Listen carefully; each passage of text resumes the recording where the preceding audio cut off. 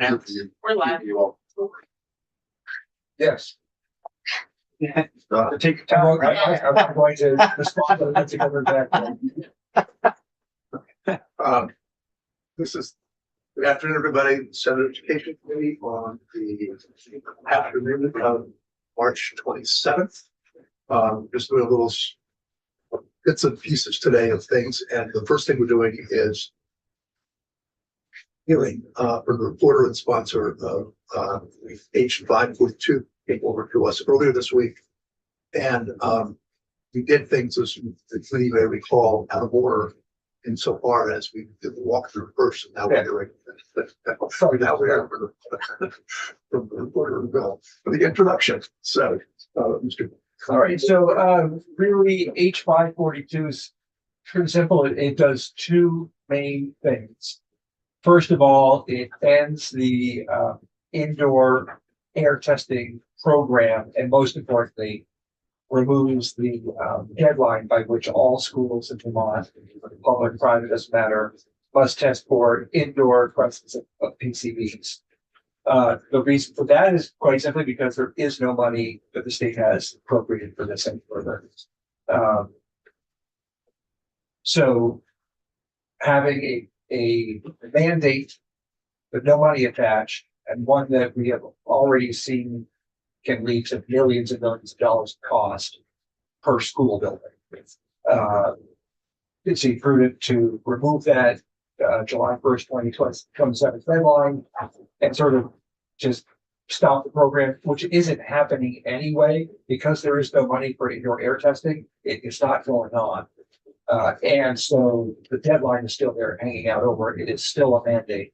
It is now just sort of, we don't do anything that's going to convert to an unfunded.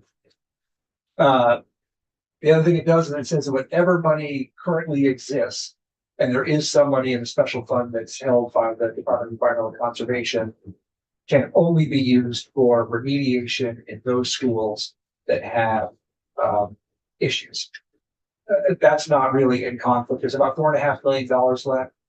DEC has told us that is mostly earmarked for Green Mountain High School in Chester, finished up their remediation. Their testimony to us, they said that essentially all of the schools that have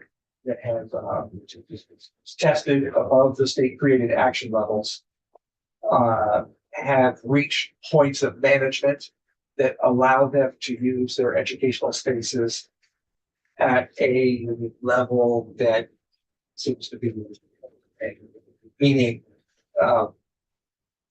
that it's okay for the schools in their daily operations.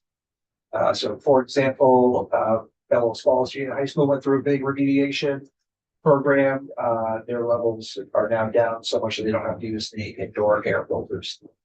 Other places are able to do a combination of indoor air filters, these the small units that run all day long and all night long, and other mitigation. So there's still work to be done at least Green Mountain High School, and there seems to be enough money still set aside for it, according to the folks at the Department of Environmental Conservation. It also calls for report backs, including a plan for the future. If remediation, if testing and remediation is something the administration wants to pursue, to provide a plan for more. What about schools that are doing things like flooding, like Quinn Valley? Right. So again, they, according to the folks at the Department of Environmental Conservation, they seem to be at a level that is below the school action levels set by the state, and they are able to use their facilities in a way that meets their needs. Do they have ongoing expense? That'd be a question for DEC. I think that the what was previously a mandatory requirement to continue testing on an either quarterly or semi-annual basis, I think that has been lifted because they have tested enough along the way that and had consistent results. But again, I would confirm that with them. Yeah. So we have Matt Chapman coming in right now. This Deputy Secretary for CM. It's, perfect. And then so Department of Health. Yeah, and so what I'll say is, they didn't really object to this bill. They asked for, additional language, saying that it should be mandatory to test the building if that's sort of like what the people are target building for consolidation or whatever. Rather than mandate that just seems like you leave that as common sense to the people. Beyond those three, is there anybody else you heard from that we should hear? So usually we heard from Matt Chapman, Tricia Coppolino, who's been sort of the, I could say scientist behind all of the testing, not setting the rates. With the Department of Health. Yeah. Okay. And then we also heard from a number of superintendents who've been part of the buildings that have been affected. Okay. Yeah. Because, okay. And I'm sure the Superintendent Association can set you up with any number of those who haven't talked about it. Okay. Yeah. Good. Again, the main thing here was to not let what was a funded mandate turn into a massive unfunded mandate that would really pick up 100% by property taxpayers. And we had this discussion with Budget Council they ran. But when you talk about the mandate, actually, to whom does the mandate adhere? So what it says in the law is that all schools must test for indoor air, must test indoor air for PCBs. Period. So the mandate is on the schools to do it. Not the Period. not DC. Okay. Yeah. Yes. So you said a report that, who does the report that? It's all spelled out in the bill, ANR on sort of current status and future status of those who are affected, and a proposal for future mitigation, testing and mitigation, and going forward. I think there's a report back from the Department of Health. I can't remember the specifics in there, but I think that's about it. Great. Thanks. Okay, yeah, like I said, not very complicated. Yes. I didn't know if the chair would start. Just curious, mini vote, It was 9-0. oh, that's right, That's right. 9-0. Yeah. And floor vote, Voice vote. was, thank you. I would call it a strong voice vote. Thank Great, anytime, people know I will talk about this till I'm blue in the face. We'll see you again next week. Great, thank you all. That's- Have a good weekend. Okay, like I said, we're jumping around a little bit. We have a couple of people in, I think one by Zoom, one person, giving us some input on the draft map. We've been seeking input. And great when people come in and give us some. So we have Matthew Veterans, yes, right? Okay. Superintendent of Schools and from the Central Vermont Supervisory. So you've, I'm assuming, seen the latest map. Yes. Okay. And you sent an email, and so, yeah, go ahead. So what you are, just a short circuit here, I think you're here, That's correct. those 4 towns. Yes. Okay. So good afternoon, Chair Baumgartz and members of the Senate Committee on Education. Thank you for the opportunity to speak today. As the chair said, my name is Matthew Fetters and I serve as the superintendent of the Central Vermont Supervisory Union, which includes Paine Mountain School District serving Northfield and Williamstown, as well as the Echo Valley Community School District serving Orange and Washington. First, I want to begin by acknowledging the complexity of the work and the thoughtful effort that's gone into developing version 6 of the map. And I also appreciate the recognition that this is a starting point. As has been said publicly, it is by definition not right, and I'm offering these comments in that same spirit to help improve it. After reviewing both the map and the draft legislation, I want to frame my concern not simply as a local issue, but as one that directly is connected to the goals and requirements outlined in the bill. The legislation makes clear that this effort is intended to improve governance efficiency, strengthen educational delivery, and remain responsive to local needs while prioritizing voluntary alignment where possible. It also explicitly directs the state board to consider and avoid creating geographically isolated districts.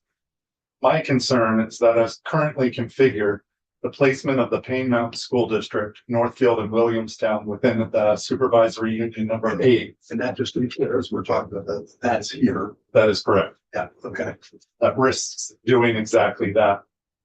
Northfield and Williamstown sit on the western edge of the proposed SU8, while the rest of the supervisory union extends significantly to the east and the northeast.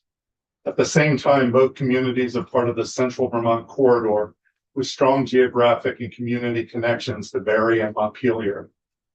This creates a structure that does not reflect how these communities actually function. Northfield is closely aligned with the Montpelier-Roxbury region. In fact, students from Roxbury travel through Northfield daily to attend school in Montpelier, and travel time is approximately 15 to 20 minutes. Williamstown is closely aligned with Barre. Commuting patterns, services, and regional identity all point in that direction.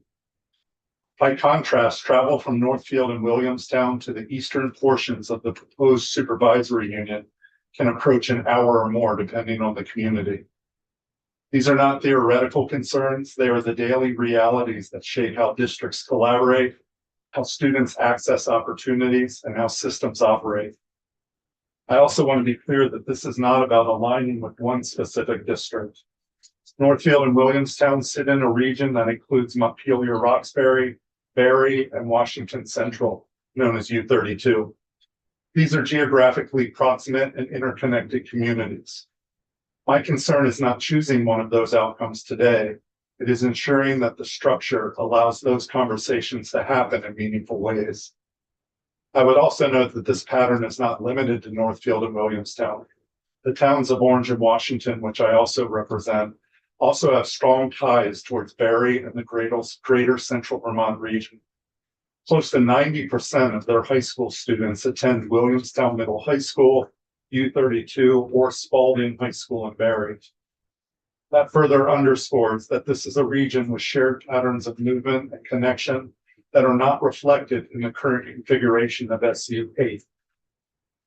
There are 3 critical ways this proposal conflicts with the framework established in the legislation. If I could, Chair, I apologize, but can you back up just a step? Are you an operating district? How many schools are there? I don't know the language. No, I appreciate that. Central Vermont Supervisory Union is comprised of Payne Mountain School District, Northfield, and Williamstown. Each of those towns have a elementary school as well as an operating middle and high school. Okay, so 3 elementaries. 2, one in Williamstown, one in Washington, as well as a middle high school in both towns. So we're one of the unique school districts in the state that still operate 2 high schools. And we're already in discussions on how do we address that even internally to consolidate into a single high school. Because I'm slowly catching up after. Any choice in your district? Not in Payne Mountain. Now, Echo Valley School District is our smaller school district, making up the towns of Orange and Washington. They only operate K-8 and they tuition out all of their 9 through 12 students. So the approximately 90% of their high school students that I mentioned, that's about 80 of their students travel towards either Williamstown, Barre, or Berlin for youth. Right, and that's what sort of keyed me into, and I really understand your scenario. So, because it's important to understand the lens that every person who comes in here and testifies with the lens that they're looking through. Yep, absolutely. So this underscores that this is a region with shared patterns of movement and connections that are not reflected in the current configuration of SU8. So there's 3 critical ways the proposal conflicts with the framework established in legislation. First is geographical isolation. The bill explicitly requires consideration of whether a district becomes geographically isolated.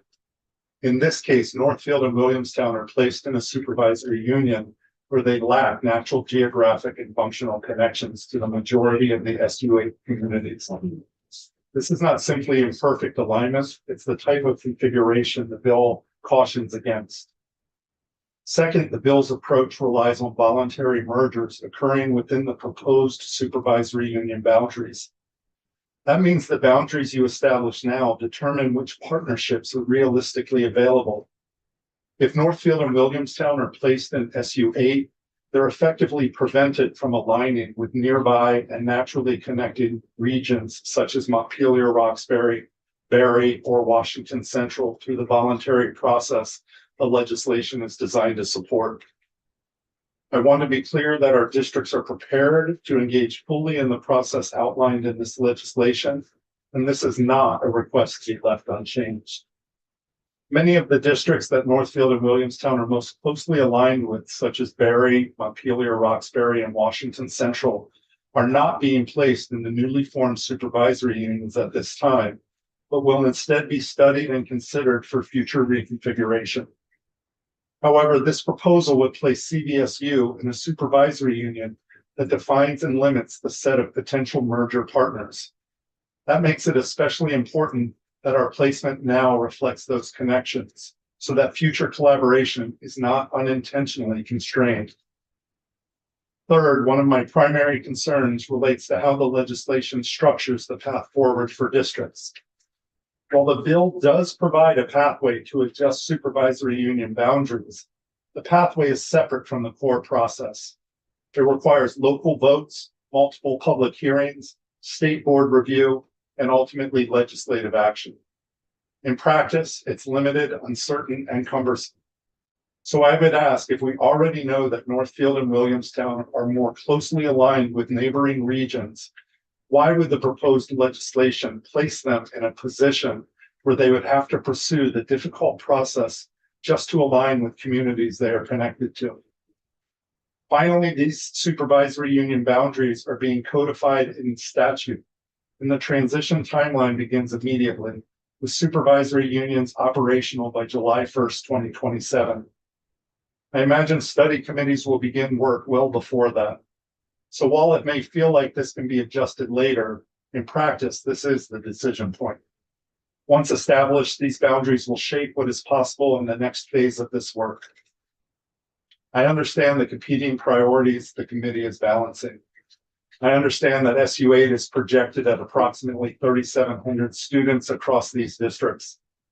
The issue here is not whether the supervisory union meets a target size. It does. The issue is whether it is coherent, functional, and efficient. Efficiency is critical. It's a critical goal and one I strongly support. But efficiency is driven by proximity and alignment, just not scale. When districts are geographically dispersed, transportation costs increase, collaboration becomes more difficult, and shared programming is harder to implement. I agree that no map will be perfect, but there's a difference between minor imperfections and structural misalignment. In this case, the concern is structural. It affects whether the system can function as intended. If we think longer term, the region currently operates multiple high schools within a relatively small geographic area. Better alignment could create opportunities over time for deeper collaboration or even regional approaches that improve programming and efficiencies.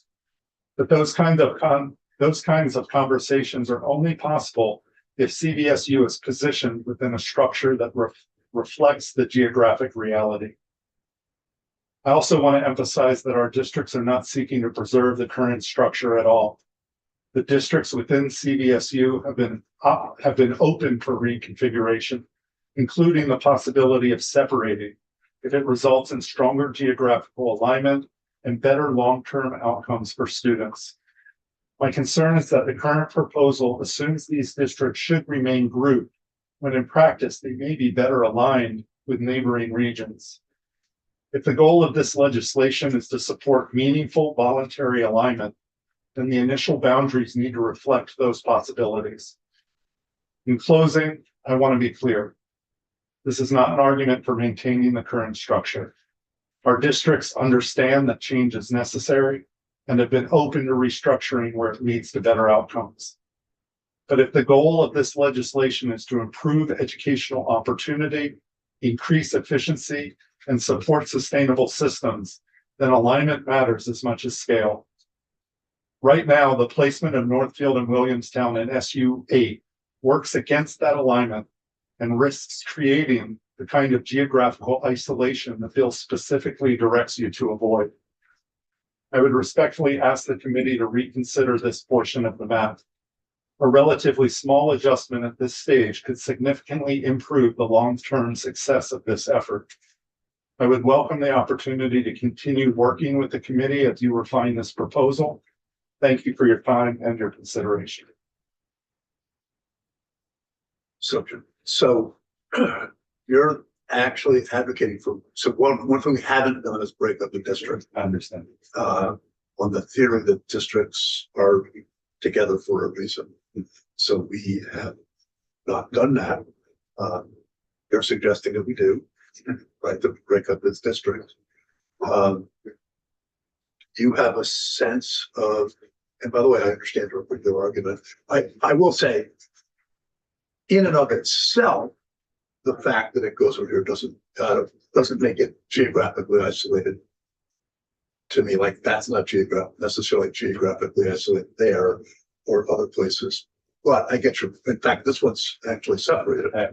But your real point is that the separation or isolation is because your point is that these two towns really gravitate this direction, not this direction. Yes, sir. Is that a universally, or there's nothing's universally, so forget that. is the how deeply have the waters for what you're suggesting been tested? Our board is currently in discussions on, what do we need to do locally as this legislation moves forward. And there has been discussion at the board level in regard to asking, our board has discussed the fact that although we are a unified district and part of a supervisory union, is it logical as these discussions move forward for Northfield, which is in between Montpelier, Roxbury, for Williamstown, which, Northfield is on the Route 14, for Williamstown, which is on 12, as well as Orange and Washington, to possibly separate at this time. Although we know that process it is again a cumbersome process in approaching the State Board of Education, having to find other SU partners and moving forward with that. So it hasn't moved along very far. But I would say that there's board interest in pursuing that. I've also spoken with community members as well, but I can't say that I have a survey that has, shown that is the majority field. And just to make it doubly sure that I understand, are you suggesting that the two towns go where? Go to 32? I think if the two towns were left in the gray for the State Board of Education to come up with proposals, I think there would be reasonable conversation for Northfield to become part of Montpelier, or even U32 for Williamstown to become part of Barry. At the same time, I understand the Senate's kind of challenge with breaking apart an SU during this time. The district. Or breaking apart the SU even. Okay. That I guess if there was not the feeling that this legislation could break apart a supervisory union, then I would also ask that Orange and Washington are in that consideration as well. And part of that would be that Washington, I think there's been a similar interest to either travel north to Barry as much as interest to travel south towards Chelsea and Tunbridge. Orange, I think, is definitely positioned to be more in line with Barry. Or the reason I don't advocate as strongly for those is they are also a choice district, and I think reasonably they do have some connection to those eastern districts as well. And so I don't think it would be as great of an impact. Yes, I'm going where I always like to go. So listening just to what you're saying now.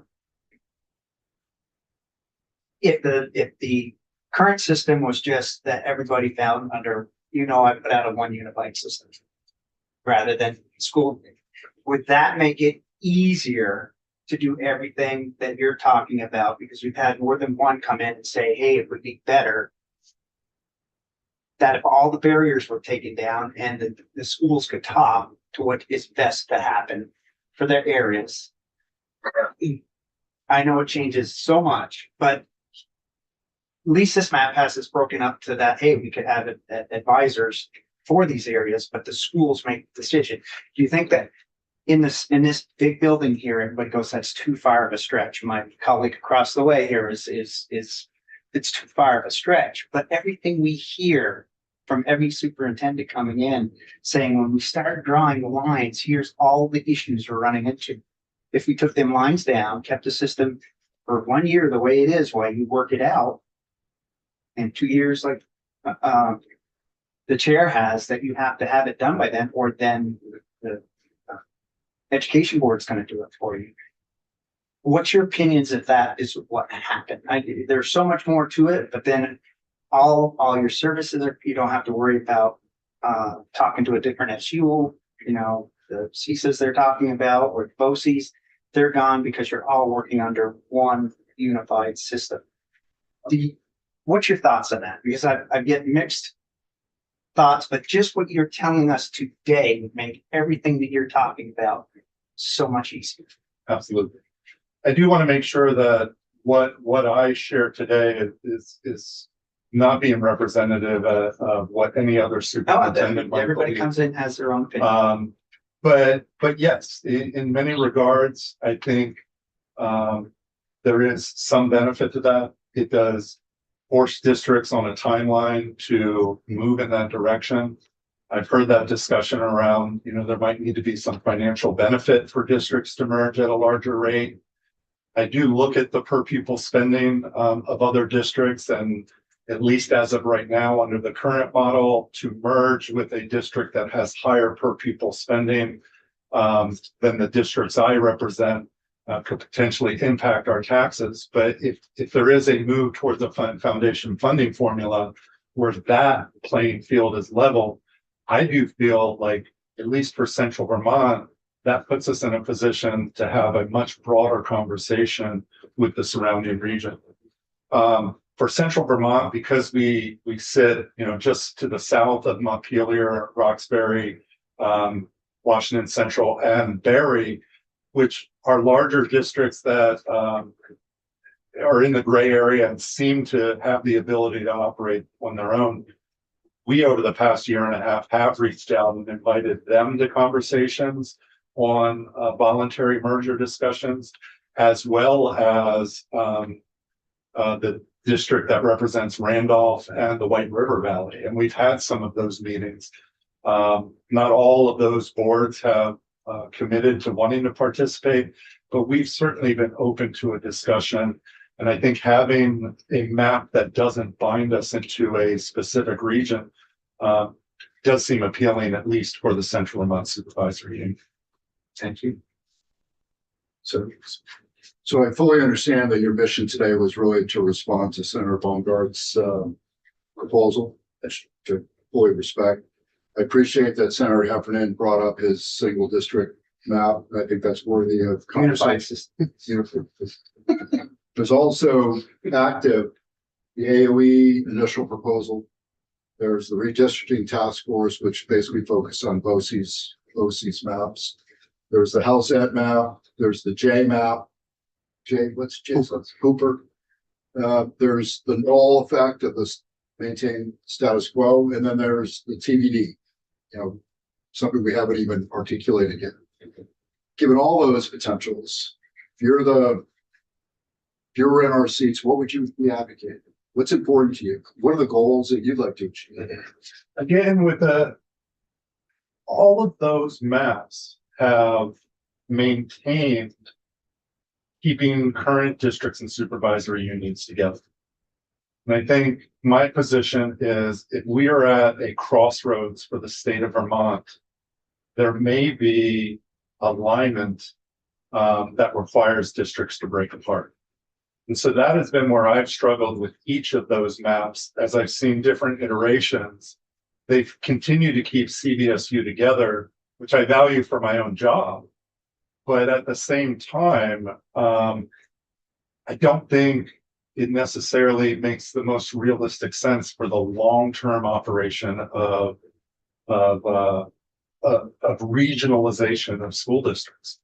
So I'm probably one of the few people that would say there probably needs to be a look at allowing districts without the cumbersome process of going to the state board and saying we found another partner, we'd like to leave this SU for that SU. I think in my region, what I would like to get out of it is probably flexibility of our specific towns to possibly enter into discussions with surrounding towns that may ultimately break apart our current supervisory union as it exists. And to that point, do you feel that taking your district and placing it into the gray area that allows a little more autonomous analysis, that's a satisfactory solution in the short term? I definitely think so, because it does. Again, I think with the one caveat is I don't know if the state board is still going to move forward with that intention of CVSU as a whole needs to go somewhere. I hope that there is some flexibility to say we might need to propose a new district that actually does break apart some districts. Because if you move the whole thing over, the towns that have the tuition system would be out of luck. Absolutely. So that would work for those two towns, but that's why I think that's why you're advocating. Yes. Breaking up the district. Okay. Yes. Can I pick one more? Yeah. It's great that we have superintendents coming and going. I really like to take advantage of the opportunity. School choice, statewide. Almost pitting public school against public school, potentially against independent schools. The parents having school choice. It's, you know, in the realm of hypotheticals, any first reactions to that? This is my 5th year in Vermont as a superintendent. Prior to that, I was an educator for the past 25 years in the state of California. And as long as you could get your child to a school, you could enroll in that school. I understand some of the concerns of it creating a lack of opportunity for certain students who don't have that ability. At least in my experience, I didn't see that. I saw that, you know, even within our own school district, there's teachers who have to get their kid to school before they come to school. And what I found is it opened up opportunities for teachers to bring their children with them when they go to work. I found that because someone worked in a different region of the state, that they were able to bring their child to be closer to them. It's my one opinion, and I know that it has disfavor among a lot of my colleagues, but for me, I have not winced at the idea. Thank you. What part of California? So I was in Victorville, which was the Inland Empire. Sandy. Yes. But I don't have to say anything, but I do have an opinion on everything. I've said it all along that, you know, I don't want, because I've been on the receiving end of forced mergers. I don't want to have to tell people that they have to merge. So what I recommended was we get all 52 superintendents in one room or at the Berry Auditorium. We have district roundup where you guys all work together with us, and you know where all the ins and outs of your supervisory union of your districts. Would you be willing to do something like that? I would, and the Vermont Superintendents Association had their spring conference just yesterday, and we were all sitting across at the Plaza Hotel. looking at this map and just hearing different people saying, you know, this right here doesn't make sense. This over here, you know, this town's gonna have to travel through this new district to get back into their district. I would almost hope that there would be lots of superintendents that would like to give that a go. I don't mean, maybe at the end of the roundup, we could, you know, hopefully we don't do a rendition of musical chairs. Hmm. The people that didn't merge end up someplace where they didn't want to be. So that everybody, and we could do that in a short period of time and have somebody, you know, keeping track of input. But then you got the school board's going to weigh in on it. There's boundaries going to weigh in on it. But I think it's doable. There are so many intimate details to each district. I applaud you all for working with these maps, and I've gone into this system and made my own maps. But without having everybody in the room, I can understand the challenge that you're all dealing with. And a question for you, Chair, is hopefully, as we've had superintendents and just interested people come in and testify as to what they want, somebody should have been keeping score. I mean, really. And for all that data, we've still got it. We've got all the people. That's why the maps keep changing a little bit. Okay. So, thank you. All right. Yeah. Thank You you. know, there, that's helpful. Thank you. Thank you. You're welcome to stay and listen. We have one more person, Abigail. Who is testifying by Zoom, on Zoom. Good afternoon. Good afternoon. Can you hear me okay? Yeah. Excellent. Good afternoon, members of the committee, and thank you for the opportunity to speak today. As a rural Vermonter, I wear many hats. So I will start off with, my name is Abigail Pelton. I'm here to share the position of the Windham School District and the residents of our town regarding the current state of education funding and reform. I hope that you have had the opportunity to review the letter that our board has sent to you. On March 3rd, 2026, at our annual town meeting, the people of Windham spoke with clarity and unity. Two articles, Articles 7 and 8, passed unanimously. That is not something we take lightly. It reflects a community that is engaged, informed, and deeply concerned. Our town's message is straightforward. Statewide education funding systems are not working for Windham. We believe the system, including the implementation of Act 73, has failed to provide the equitable and accessible education guaranteed under the Vermont Constitution. At the same time, it has created unsustainable property tax burdens that disproportionately impact small rural communities like ours. This concern is not theoretical, it is grounded in lived experience. Windham is not a typical district. We do not operate our own elementary school. We tuition our students to neighboring schools. Our middle and high school students are part of a larger district. Our elementary district operates our own transportation system, transporting our students as well as our town's middle and high school students, because the larger district's contractor will not serve our town based on its geography. Our student population is small but growing, and our families rely on a mix of public and independent school options that meet their families' needs. Despite operating efficiently within this structure, Windham residents face some of the highest property tax increases in the state. We were told that Act 73 would simplify the system, reduce fragmentation, and control costs. But what we are seeing is the creation of a system that does not account for geography, does not resolve major cost drivers, and does not provide sustainable tax relief. Even more concerning, the current reform proposals fail to address the realities of towns like ours. Both approaches risk eliminating our district's ability to provide equitable education. Both threaten the transportation systems that make education accessible for our students, and both shift governance to models in which Windham's voice would be significantly diminished. For us, equity is not an abstract concept. Equity means that a child can physically get to school in a timely and safe manner.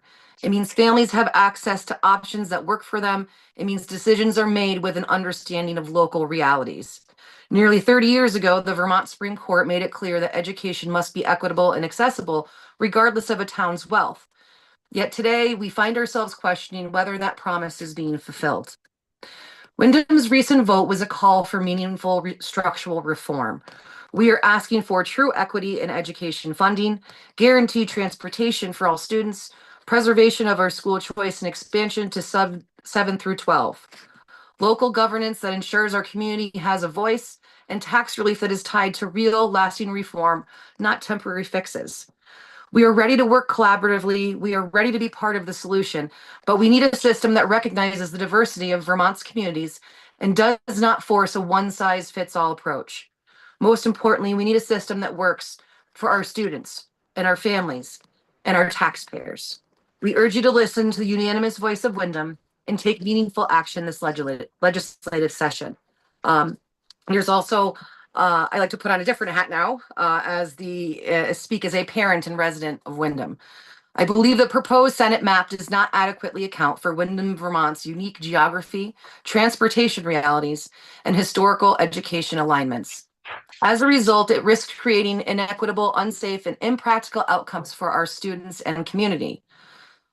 If you guys can take a look at the map that's being proposed where Wyndham is located, it's the northern tip of the Wyndham South Supervisory Union. Wyndham is geographically challenging, with two steep roads connecting the town to neighboring areas. Only the northern route is maintained by our town. The southern route is maintained by Townsend, has a steeper decline, and is more dangerous than our town-maintained road. The proposed map will likely lead students to travel south to Brattleboro High School.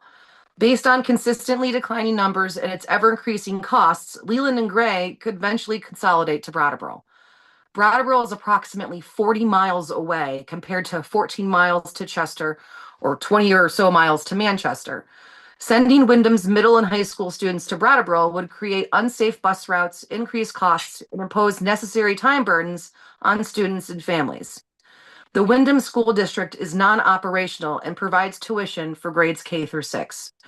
Our non-operational district owns and operates a bus and collaborates with the West River District to provide equitable transportation for our grade school students that wish to attend Townsend Elementary and our middle and high school students. The middle and high school district are unable to serve our town based on our geography. Wyndham's non-operational elementary district tuitions K through 6 students. Half our students go to Chester and Londonderry and Windhall schools. And under the current proposal, these would be Bennington Rutland SU and Wyndham North SU. However, for grades 7 through 12, our students are forced to attend Leland and Gray and Townsend, which is in this proposal as part of the Wyndham South Supervisory Union. And that breaks essential social and academic developmental connections for our students that are served elsewhere. The proposed map doesn't address this issue, forcing students to leave their established existing school networks and potentially increasing dropout risk, travel fatigue, and disruption to extracurricular participation. Many Wyndham families rely on tuition to align education with work and commuting patterns. Our town's unique geographic location creates two distinct travel corridors.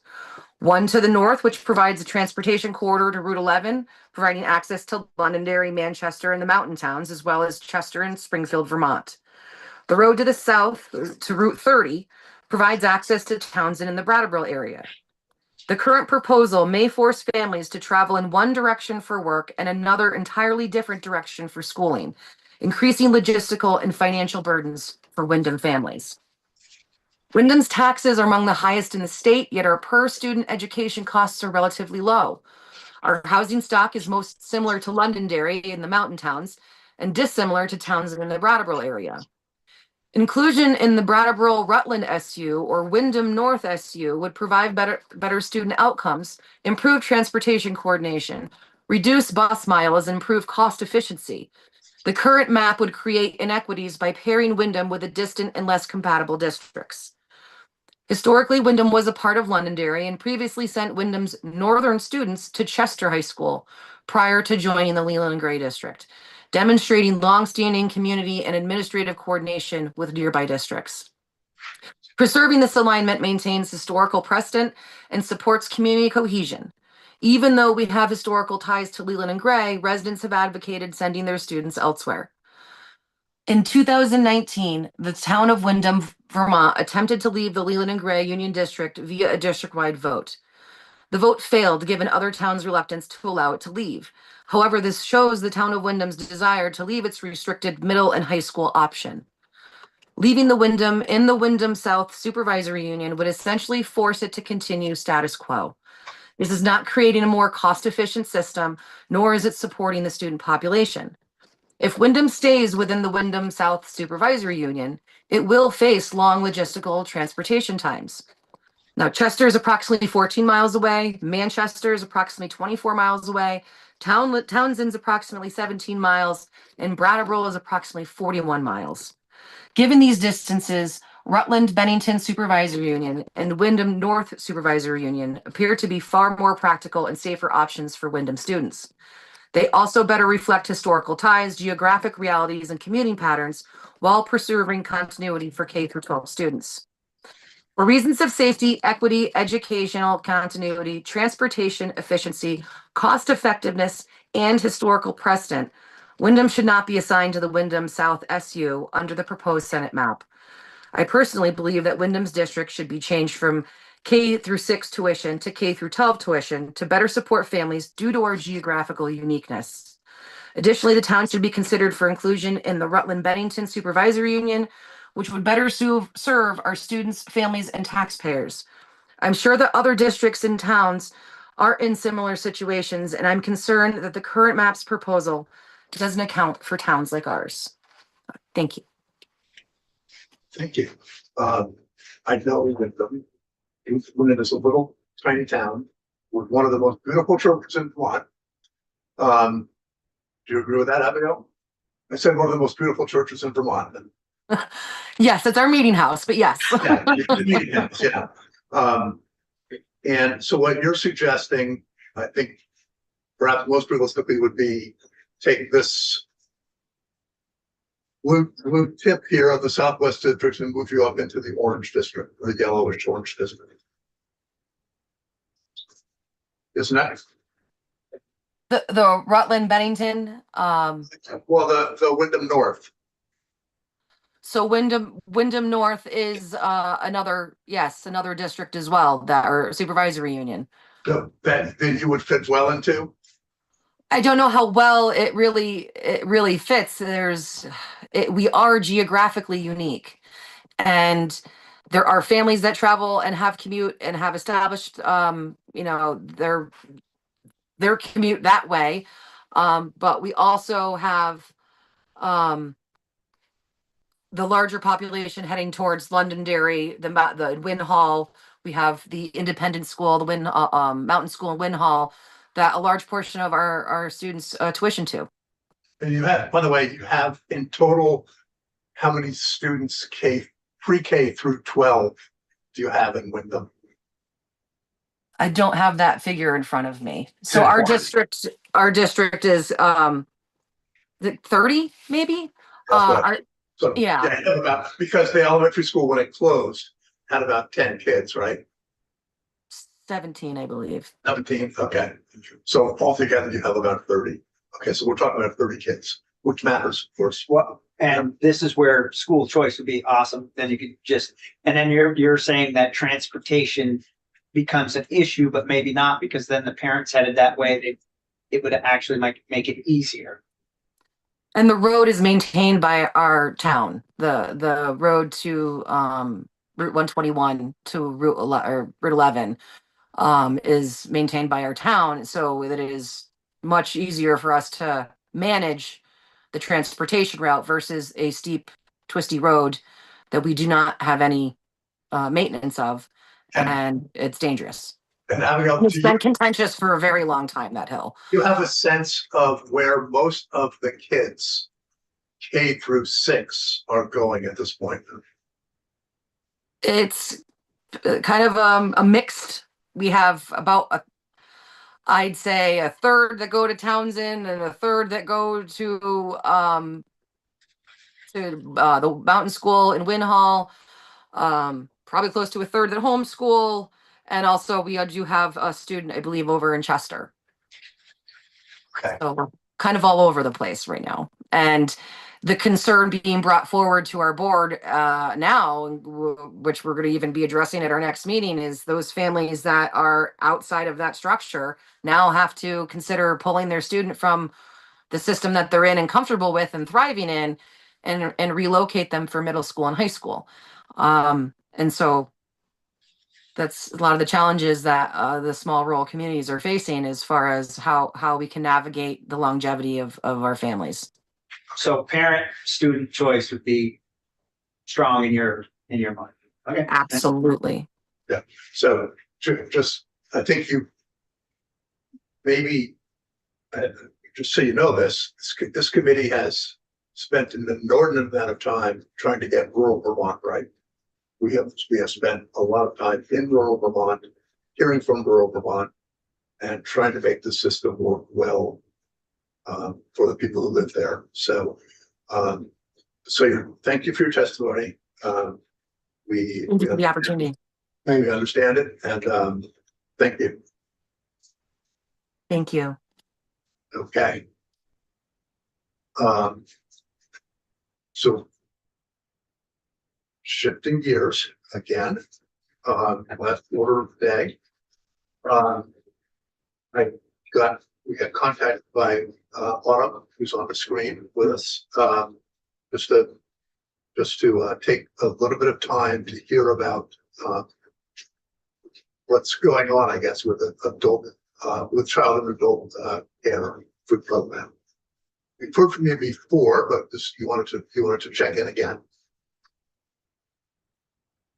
Yeah, thank you. I'll just go ahead and introduce myself, and I've got a few slides, a few things to share, and then I'm also joined by Amy Fleming from Brock, who can share kind of more boots on the ground how this program works.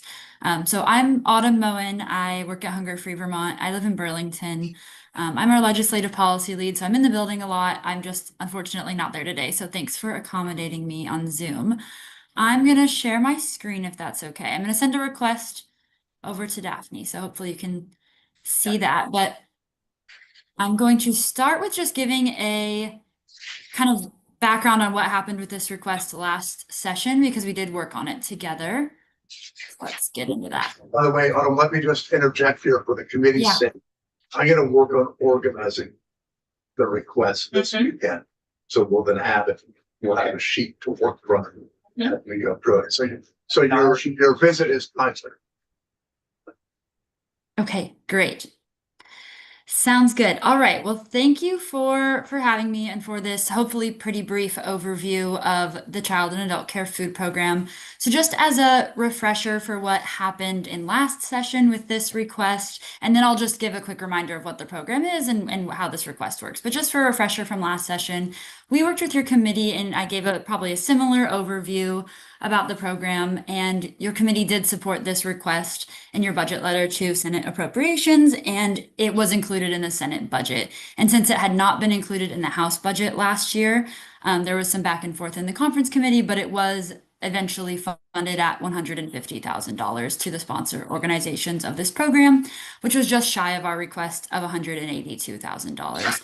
And so after some application and grant awarding process, which I'll let Amy get into a bit more, all of those sponsor organizations have now heard that they will be getting this funding really soon, and they were able to incorporate this into their budgeting for their current fiscal years. And Amy will speak more to that. So this appropriation of $150,000 in FY26 was really critical to ensuring that this program, which gets meals and snacks to kids in childcare, really ensured that this program was able to stay alive. So it's absolutely critical, but there are needs that still persist. So we're returning with the same ask this year of $182,000 that will go to the Agency of Education because they oversee this program, and that will be distributed amongst the sponsor organizations of the Child and Adult Care Food Program as an incentive to participate as a sponsor for family child care home programs. So now that's kind of the background of what happened. Oh, and I'll add for this year, as of last week, the funding was included in full $182,000 in the House budget. So going over this background again, just as a refresher, and I'm happy to send any handouts or materials to look over, because I know this is a lot of information at the end of a long week. So I definitely don't expect anyone to memorize all of this. Happy to send any materials. But The Child and Adult Care Food Program, or the CACFP, is a federal nutrition program that early childhood programs can participate in, where they receive cash reimbursements for meals and snacks that are served to the kids in their care. And the Agency of Education administers this program at the state level. And the CACFP is really the most equitable way for all kids in childcare settings to make sure they're able to access developmentally appropriate nutrition and they're able to access learning alongside their peers when they show up to their childcare programs. Now, both childcare centers and family childcare homes can participate in the CACFP. But this particular challenge that I'm going to talk about on the next slide here is really relevant to family childcare homes. So those are small, family childcare homes with just a few kiddos in them, and you're all familiar with how all of these programs operate, but just, specifically this request is around family childcare homes. And it's important to note that these homes leverage $1.2 million annually in federal dollars, all through reimbursements for meals and snacks for the meals that they serve in their programs.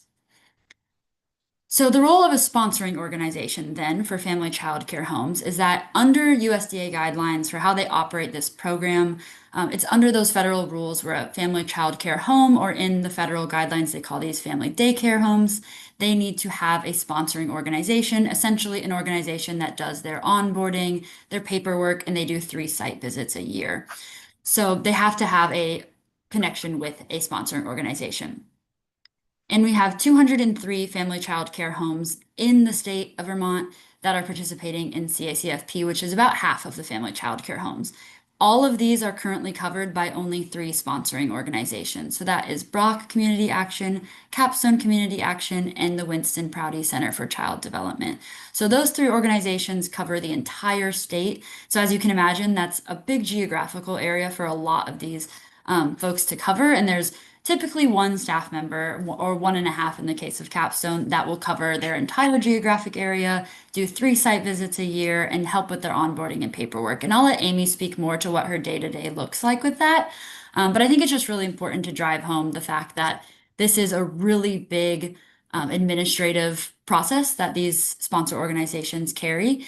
And we used to have 7 sponsor organizations throughout the entire state, but just the amount that they are reimbursed federally and the amount of work and time that they spend to administer this program just makes it really difficult to continue to administer it. So we have lost some sponsor organizations over the last few years, and we're down to just 3.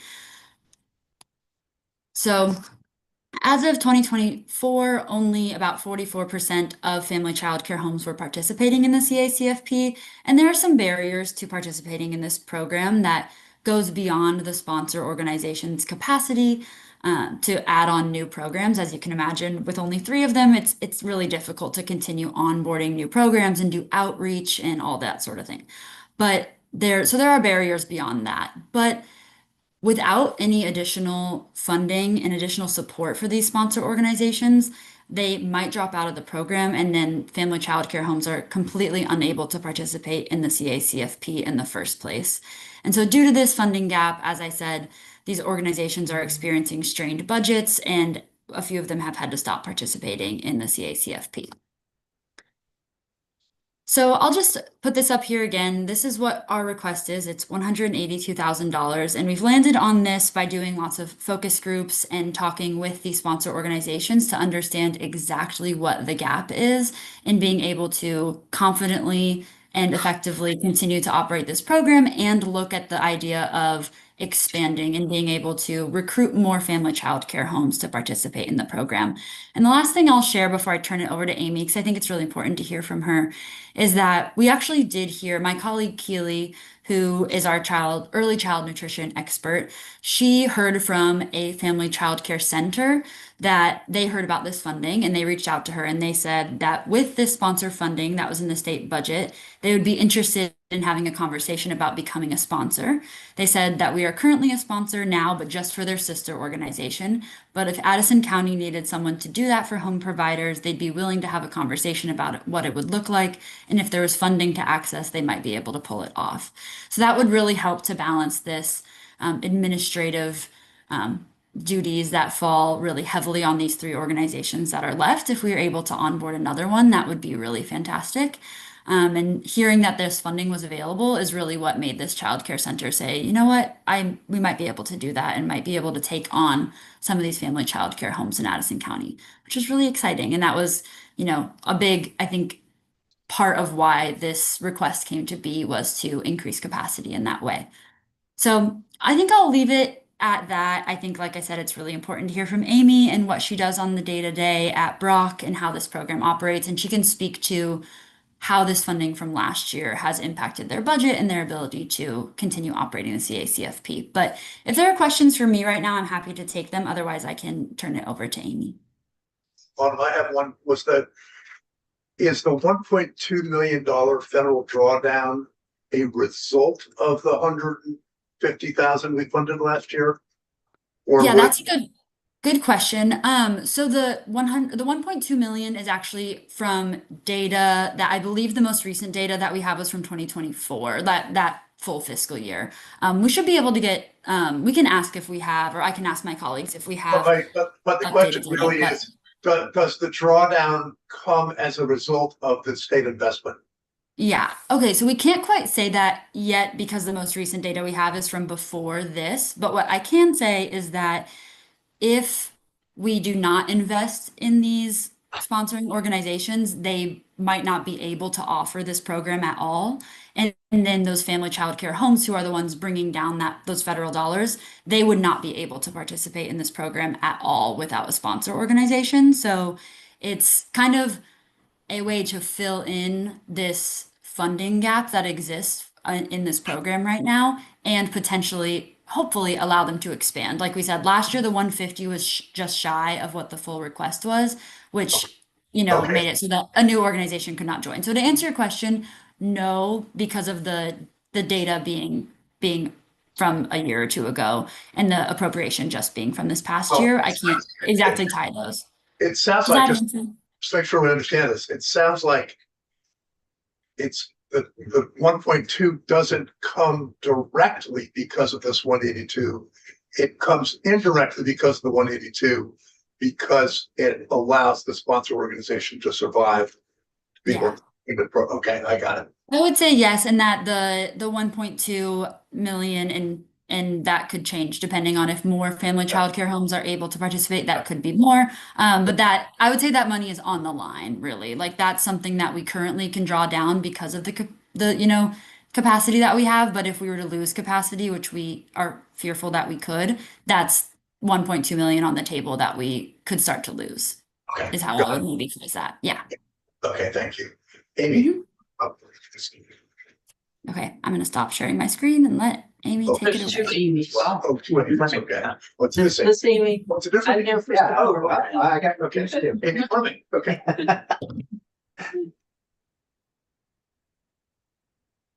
You're muted, Amy. Sorry, I was fiddling with my camera. Thank you so much, Chair Baumgartz and committee members, for allowing me to speak with you today.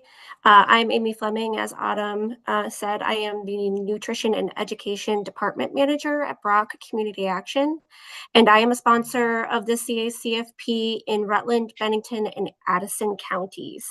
And first, I did also want to take a quick sec to thank you for the work that we did with you guys last year to get the $150,000 appropriation. That truly was a lifeline for us.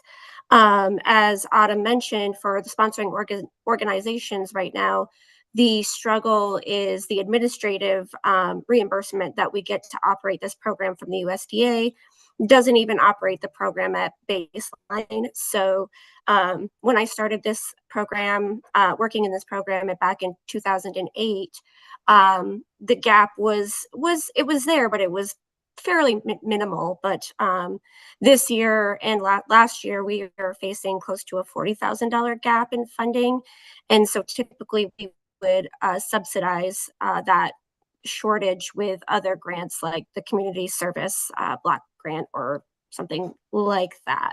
So it was really critical receiving that appropriation to stabilize our program as we were having difficult conversations about the viability of continuing to sponsor the program.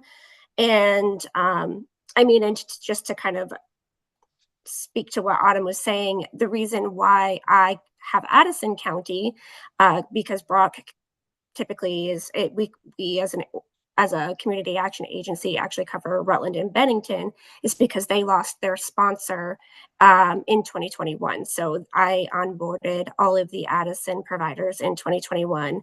Otherwise, they would have lost access to the program. So I did submit a testimony, and I did want to, I'm going to actually send Daphne an updated, because I realized that two of my figures were wrong, but like Autumn said, there's currently 3 of us to cover the 203 participating homes that we currently have. And so on top of all the administrative work behind the scenes that we do, such as, we have to provide training to all our providers, formal training. We have to monitor their meals and snacks. Those are on-site visits, and each childcare must be visited 3 times per year. So we currently have 3.5 individuals conducting 609 site visits, and those are physical on-site visits across the whole state. So that is very difficult. It's becoming a lot more difficult just geographically with a staff of 1, or in Capstone's case, she's got a 1.5. So as you can see, it's a huge burden. And so with this funding, it would enable us to stabilize and focus on expansion a little bit, onboarding new providers, which would help lessen the gap. As more providers participate, we would receive more federal administrative reimbursement. So, it would allow us to do a lot more intensive outreach to expand the program within our 3 organizations. For Brock specifically, just to put it in dollars and cents, last year, so fiscal year 24-25, I should say, we drew down $265,805 in direct reimbursement dollars that was distributed and paid out to 39 providers that I serve, and they served 142,641 meals over that program year, just in my 3 counties. So we're talking a pretty big impact on our communities, their families. What I did include in my testimony was some provider testimonials about what it would mean to them, what the program means to them currently, and what it would mean if they lost access to the CACFP. Many of them stating that they would either be faced with a decision to possibly close their childcare, or they may be forced to put the burden of supplying food onto the families. And so in a time where we're already facing some pretty big food insecurity issues in our state, this would exacerbate it immensely. So keeping the CACFP accessible for those providers is our #1 goal. So this appropriation will absolutely allow us to continue to do this work. And I think that's kind of the highlight of what I wanted to say. I didn't want to take up too much of your time. And it was great. We got the great news that Autumn shared that it was included in the House budget this year. So that was a really big step forward from last year. So I'm happy to answer any questions that anyone might have about the program. Okay, I see there's a question, but let me go ask one first, just to Sure. follow up on what I was asking Autumn about, just to make sure we really understand this. Would I be correct in saying that if you had like full participation in all of the home child care centers, you probably wouldn't even need a state appropriation to fill in the gaps? That's very possible, or it would be, the gap would be immensely shrunk. Okay, so yes. The program is largely about federal money, because that's what we're drawing down.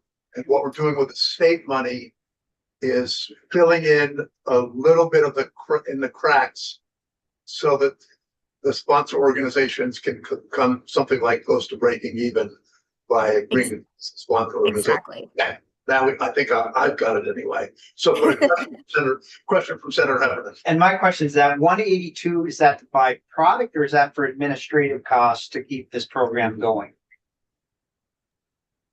That is for administrative costs to keep the program going. All of the reimbursements for food, so for all the meals and snacks, that is all federal dollars. So that's that $1.2 million that I referenced earlier. That's leveraged federally by having this program run in the state.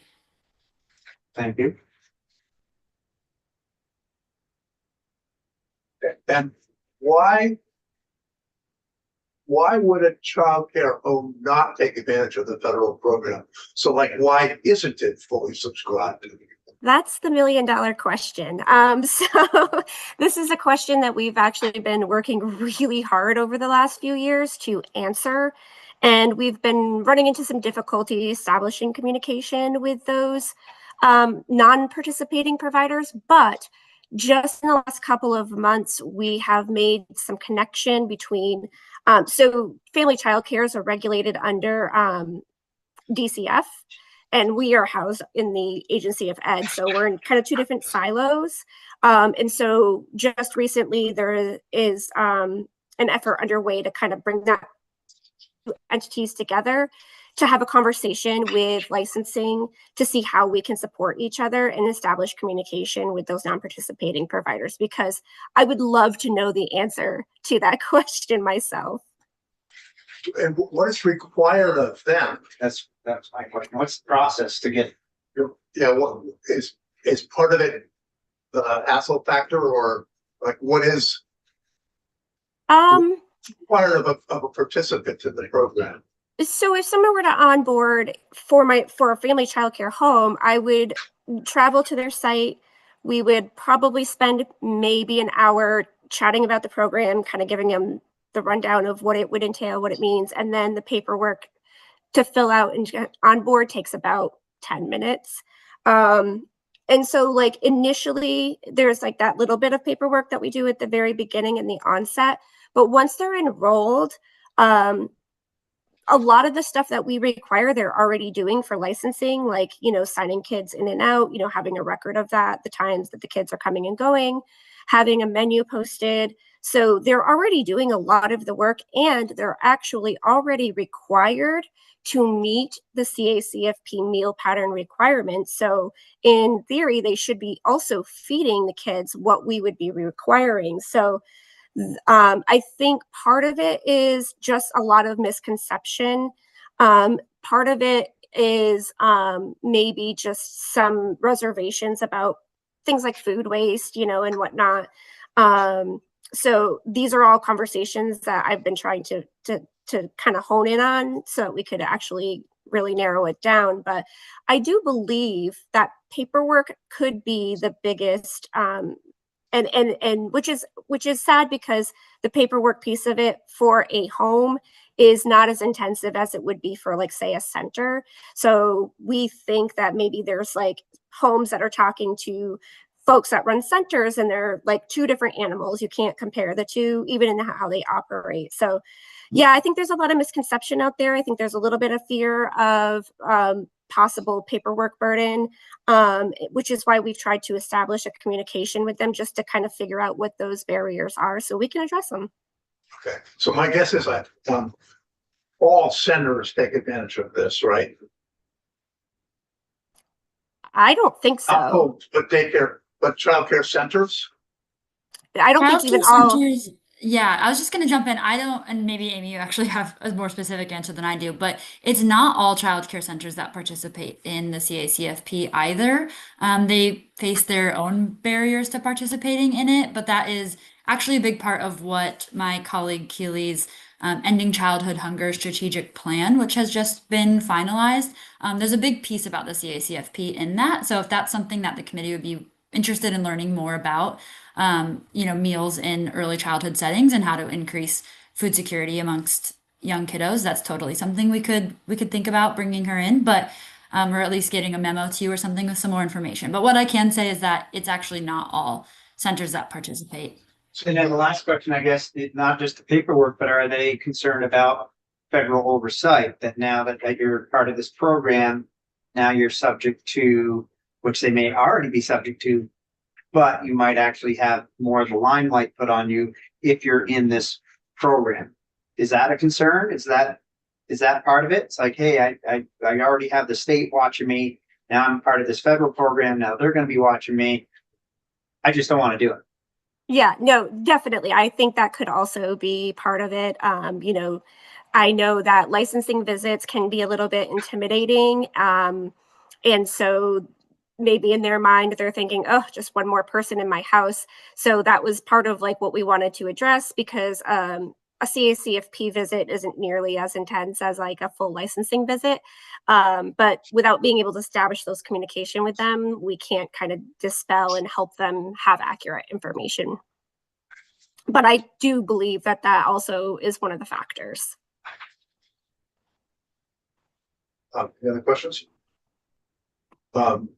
Good, thanks. So like I mentioned, your timing is good. So they're going to be working on putting things together for the committee to look at over the weekend.